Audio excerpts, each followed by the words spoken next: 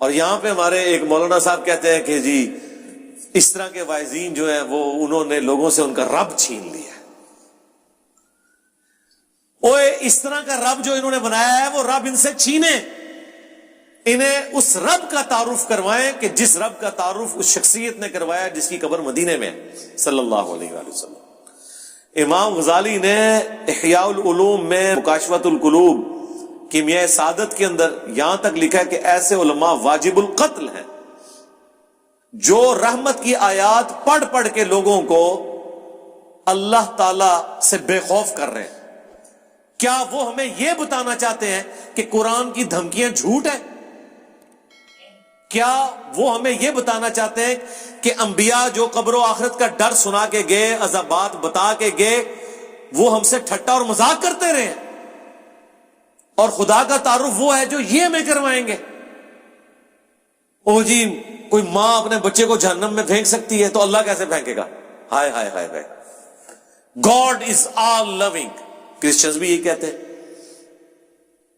کہ مسلمانوں کا خدا تو بڑا سخت ہے، ہم جس خدا کو مانتے ہیں وہ آل لونگ ہے. تو ہم پھر انہیں کہتے ہیں رکو ذرا، صبر کرو، ابھی فیصلہ کر لیتے ہیں. یہ جو تم اس قسم کے چٹکلے چھوڑتے ہو کہ کوئی ماں اپنے بیٹے کو جہنم میں نہیں پھینکے گی، تو کوئی شخص یہ بھی گوارا نہیں کرے گا کہ کسی ایسی عورت کو موت دے دے جس کے 4 چھوٹے چھوٹے بچے ہوں، اور مرنے کے بعد سوتیلی ماں ان کے ساتھ برا سلوک کرے، خواہ وہ اس کے دشمن کی بیوی کیوں نہ ہو. ہاں جی ایسے ہی ہے. تو پھر اللہ تعالی روزانہ ایسی ہزاروں ماؤں کو موت کیوں دے دیتا ہے جن کے چھوٹے چھوٹے بچے ہوتے ہیں؟ تم تو کہہ رہے تھے خدا آل لونگ ہے، تو پریکٹیکلی تو ہم دیکھ رہے ہیں کہ کیا مائیں شیرخوار بچوں کو چھوڑ کے مر نہیں جاتی؟ تمہاری ڈاکٹرن میں تو کبھی کسی ایسی عورت کو موت نہیں آنی چاہیے اللہ کی طرف سے، کیوں آتی ہے؟ اس کا جواب ان کے پاس کوئی نہیں سوائے اس کے کہ خدا کی مرضی ہے. اس کے کوئی احساسات نہیں ہے. یہ جذبات سے پسیج جانا یہ ہم لوگوں کے ایشوز ہیں، یہ انسانوں کے ساتھ جڑی ہوئی چیزیں. اللہ تو بے نیاز ہے. سعد ابن ابی وقاص جب پرشین امپائر سے فائنل جنگ کے لیے جا رہے تھے قادسیہ کے لیے، تو حضرت عمر نے پیچھے سے ایک خط روانہ کیا تھا. اس میں لکھا تھا سعد تم اللہ کے نبی کے ماموں ہو، لیکن یاد رکھنا اللہ کا کوئی رشتہ دار نہیں ہے. ذرا سی ہینکی پھینکی کی نا تو اللہ نے معاف نہیں کرنا. نبی کے ساتھ تم ماموں کا رشتہ رکھ سکتے ہو، سگے ماموں نہیں تھے، وہ ننیال خاندان سے تھے. اللہ کا کوئی رشتہ دار نہیں. اللہ کا تو رشتہ دار پیغمبر بھی نہیں ہے. وہ تو اپنے پیغمبر کی زبان سے کہلوا رہا ہے ہمیں سمجھانے کے لیے 3 دفعہ. اللہ اکبر. سورۃ الانعام، سورہ یونس، سورہ الزمر. قل انی اخاف ان عصیت ربی عذاب یوم عظیم. اے نبی تم فرما دو کہ بالفرض اگر میں بھی اپنے رب کی نافرمانی کروں تو میں خود اس بات سے ڈرتا ہوں کہ بڑے دن کا عذاب مجھے بھی آ پکڑے گا. میرے بھائی یہ کون بات کر رہا ہے؟ اللہ کے نبی. اور کون کہلوا رہا ہے؟ اللہ. تو جب نبی کے جیسا ہے ہی کوئی نہیں تو تہاڈے بابے تے شاہ ہی کوئی نہیں جن کے اوپر تم نے اتنا تکیہ کیا ہوا ہے.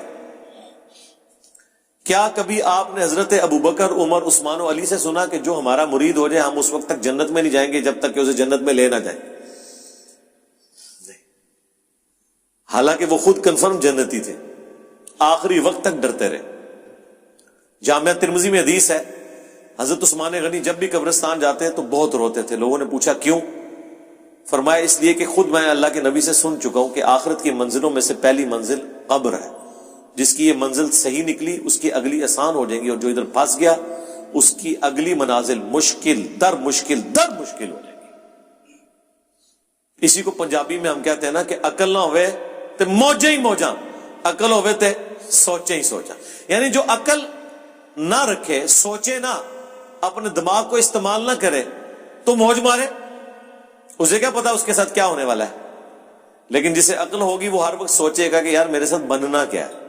یہ وہ چیز تھی جو صحابہ کو، اہل بیت کو، صحیح العقیدہ، تابعین تبع تابعین کو ہمیشہ گاڈ اورینٹڈ رکھتی تھی.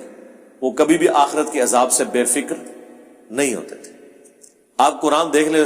اچھا عام بندے سے پوچھیں نا قرآن وہ جی قرآن تے رحمت ہی رحمت ہے جی اللہ دی. پڑھا ہے ہی کدے کوئی پتہ نہیں. پڑھا ہوتا تو تجھے پتا ہوتا کہ رحمت کس کے لیے. اللہ تعالیٰ نے کبھی بھی توبہ اور رحمت کا ایبسولوٹ وعدہ کسی کے ساتھ نہیں کیا سوائے اس کے کہ جو اپنی اصلاح کر کے درست روش اختیار کر لیں. دیکھیں نا سورہ النحل کے اینڈ پہ جا کے کتنی سخت آیات ہے. اس کے بعد بھی اگر کسی کو نہیں سمجھ آتی تو ٹھیک ہے, اس کی بدقسمتی ہے. ہم تو قرآن سے احادیث سے حوالے دے کے سمجھا ہی سکتے ہیں نا جی, زبردستی تو نہیں کر سکتے. اللہ تعالیٰ فرماتا ہے ثم ان ربک للذین عملوا السوء بجہالہ, سورہ النحل آیت نمبر 119. اس کے بعد تیرا رب ایسے لوگوں کے حق میں جو برے اعمال کر لیں جہالت کی بنا پر, ثم تابوا, پھر توبہ کر لیں یعنی اللہ کی طرف پلٹ آئیں, من بعد ذالک, اس گناہ کے کرنے کے بعد, وَأَصْلَحُوا, اور اپنی اصلاح بھی کر لیں. إِنَّ رَبَّكَ مِن بَعْدِهَا, تو بے شک تیرا رب یہ کچھ کرنے کے بعد لغفور رحیم, ضرور بخشنے والا مہربان ہے. یعنی بخشنے والا مہربان کس صورت میں ہے؟ جب کوئی شخص توبہ کرے, توبہ کرنے کے بعد اپنی اصلاح کر لے تو اللہ تعالیٰ معاف کرے گا. لیکن آپ کو ہمیشہ آدھی پکچر بتائی جاتی ہے. اسی طریقے سے سورۃ الحجر میں ایک بڑی ڈسائسو آیت ہے. دیکھیں جی قرآن, پھر ہم اسی لیے تو کہتے ہیں نا کہ پھر قرآن کا خدا جو ہے پھر کوئی اور ہے, نعوذ باللہ من ذالک. یعنی ان لوگوں نے جو اللہ تعالیٰ کا ایک تعارف کروایا نا ایک بوڑھی نانی اماں کا, اور جی 70 ماؤں سے زیادہ, ہاں جی ابو جہل نال بھی, ہاں جس نے سیدنا یاسر اور سمیہ کو ظالمانہ طور پہ قتل کر دیا, اس سے بھی 70 ماؤں سے زیادہ. کن کہانیوں میں پھر رہے ہیں؟ اللہ تعالیٰ اپنے جذبات سے نہیں پسیجتا, نہ اس کے ہمارے طرح کے جذبات یا احساسات ہیں. اللہ تعالیٰ اپنے نیک بندوں کے حق میں محبت فرمانے والا ہے. باغیوں کے لیے صرف اس کی رحمت اتنی ہے کہ وہ ڈھیل دے دیتا ہے کہ میری طرف پلٹ آؤ, لیکن جب وہ پکڑ لے گا نا پھر زمین و آسمان کی ساری مخلوقات مل کے چھڑا نہیں سکتی کسی کو. یہ بالکل بات واضح ہے. تو یہ سورۃ الحجر کی آیت نمبر ہے 50. نبئ عبادی انی انا الغفور الرحیم, اے میرے نبی خبر دے دو میرے بندوں کو کہ بے شک میں ضرور بخشنے والا مہربان ہوں. وَأَنَّ عَذَابِي, اور یہ بھی خبر ساتھ سنا دو کہ میرا جو عذاب ہے هُوَ الْعَذَابُ الْعَلِيمُ, وہ بہت ہی دردناک عذاب ہے. آدھی پکچر نہیں پیش کرنی, پوری. اور وہ جو پوری پکچر ہے نا وہ بھی بیلنس نہیں اسے کر رہی, وہ اس کے حق میں ہے جو اللہ کی طرف رجوع لاتا ہے. باغیوں کے لیے کچھ نہیں ہے میرے بھائی. اور جی بخاری مسلم میں حدیث ہے, اللہ تعالیٰ نے مخلوقات کی پیدائش سے پہلے عرش پہ اپنے پاس ایک عبارت لکھ لی تھی کہ میری رحمت میرے غضب پر بھاری ہوگی. جی بالکل لکھی ہوئی ہے. اس کا یہ مطلب ہے کہ کام چوک کے رکھو تو رحمت اپنا کام کر لے گی؟ نہیں. اس کا مطلب یہ ہے کہ انسان اپنی کمزوریوں کی وجہ سے کسی خاص حد تک کی معاملات کو سدھار سکتا ہے, باقی چیزوں کی کمپنسیشن رحمت سے ہوگی.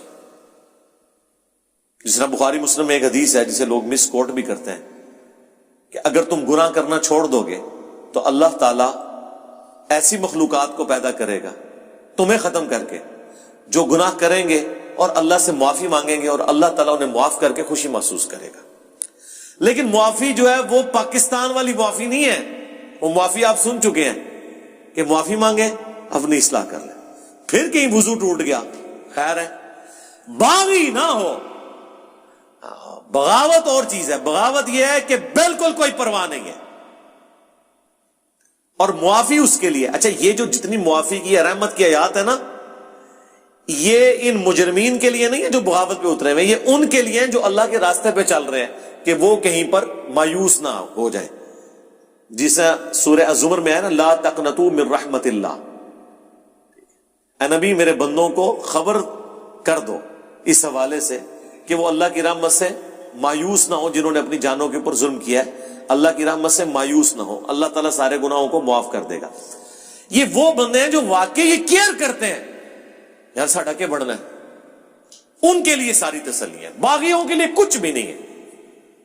جس کو کبھی اللہ کا خیال ہی نہیں آیا, جس نے اللہ کو سیریس نہیں لیا, اس کے لیے کوئی رحمت کی آیات نہیں ہے. وہ آیت یہ ہے پھر اس کے لیے وَلَقَدْ ذَرَأْنَا لِجَهَنَّمَ كَثِيرًا مِّنَ الْجِنِّ وَالْإِنسِ, وہ جہنم کے لیے پیدا ہوئے اکثریت. اچھا میرے بھائی, جب اکثریت جہنم کے لیے پیدا ہوئی ہے تو پھر جنت میں جانے کا سرٹیفکیٹ دنیا کی سب سے مشکل ترین ڈگری ہونی چاہیے, یہ ہے کہ نہیں؟ جب اکثریت جہنم میں جا رہی ہے, ہر 1000 میں سے 999 جہنم میں جا رہے ہیں, لیکن کیس ہمیں الٹ نظر آ رہا ہے. لوگ تو یہ سمجھ رہے ہیں جنت میں جانا تو جو کچھ بھی ہے تیرے محبوب کی امت سے. تو اس کا ٹیسٹ پاس کرنا بھی اتنا مشکل ہے, کیونکہ انعام اتنا بڑا ملنے والا ہے, ہمیشہ کی جنت, کبھی موت نہیں. اور سب سے ادنا جو جنتی ہے نا, جو سب سے آخر میں جنت میں جائے گا جہنم سے نکال کے, یعنی جو اپنے گناہوں کا عذاب لاکھوں سال بھگت کے صفائی کروانے کے بعد, اپنی سارے گناہ معاف کروانے کے بعد آخری بندہ جہنم سے نکالا جائے گا, اسے بھی اس پلانٹ ارتھ سے 10 گنا بڑی جنت ملے گی. 10 زمینیں 40,000 کلومیٹر کے سرکمفرنس کی. آپ پوچھ رہے ہوتے ہیں اتنے سیارے کیوں نے, 10.5 ہیں انشاءاللہ. ٹھیک ہے جی. جو آخر میں جائے گا اس کا یہ حال ہے, اور جو بغیر حساب و کتاب کے جائے گا, یا جو نیکیاں بھاری ہونے کی وجہ سے حساب و کتاب سرسری حساب کے بعد چلا جائے گا, اس کے جنت کا کوئی امیجن کر سکتا ہے کس بڑے لیول کی؟ پھر اس سے بڑی بات یہ ہے کہ موت نہیں آنی, بڑھاپا نہیں آنا, پریشانی نہیں آنی, اور جو چاہیں گے وہ ملے گا. تو مجھے بتائیں, جب یہ تو آپ سمجھ لیں آلموسٹ اللہ تعالیٰ نے خالق اور مخلوق کا ہی فرق رکھا ہوا ہے, ذاتی عطائی کا فرق رکھا ہوا ہے, باقی اللہ تعالیٰ نے آپ کو شیئر کر دی ہے وہ چیز جو آپ کے اندر چھپی ہوئی خواہش ہے, جس کی وجہ سے انسان دعوی خدائی کرتا ہے. ہر بندے کے اندر ایک خدا ہے چھپا ہوا, تبھی تو فرعون نے خدائی کا دعویٰ کیا. حکمران اپنے آپ کو خدا کہتے نہیں, لیکن وہ اپنے آپ کو الٹیمیٹ سمجھتے ہیں دنیا میں. یہ خواہش جنت میں پوری کر دے گا اللہ تعالیٰ, لیکن پہلے جو ہے نا وہ پدی نکلوائے گا دنیا میں, اس کے بعد آپ کو اہل کرے گا. جب جنت میں جانے والے 0.00001% ہیں, شاید آپ زیرو بھی اس کے انفینٹی لگاتے رہے اتنی بڑی آبادی کے اندر, تو پھر اس کا ٹیسٹ بھی اتنا ہی مشکل ہے.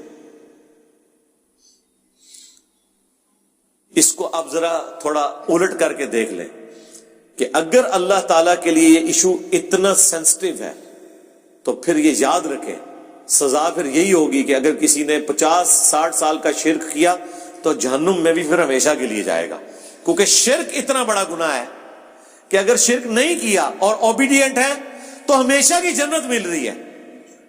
تو اس کا وائس ورثہ یہ ہے کہ اللہ کے نزدیک شرک اتنا بڑا جرم ہے کہ پھر 60 سال کی عیاشی کے عوض جہنم بھی پھر ہمیشہ کیا اس کے لیے, والعیاذ باللہ تعالیٰ. یہ اکثر لوگ پوچھ رہے ہوتے ہیں نا جی یہ کون سا انصاف ہے.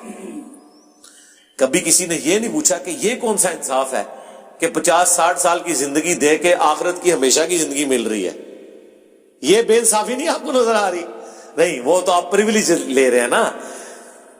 پریویلیجز جب بندہ لے رہا ہوتا ہے وہ کہتا ہے میرا حق ہے, ٹھیک ہے, لیکن جب سزا کی باری آتی ہے نا تو سر یہ بہت بڑا جوا ہے. جوا ہے ہی یہی ہے, 0-1 ادھر یا ادھر. اس کے لیے ایفرٹ پھر اس طرح کی پٹ کرنی چاہیے کہ انسان تن من دھن لگا دے اس کے لیے, اور وہی اس چیز کی متقاضی.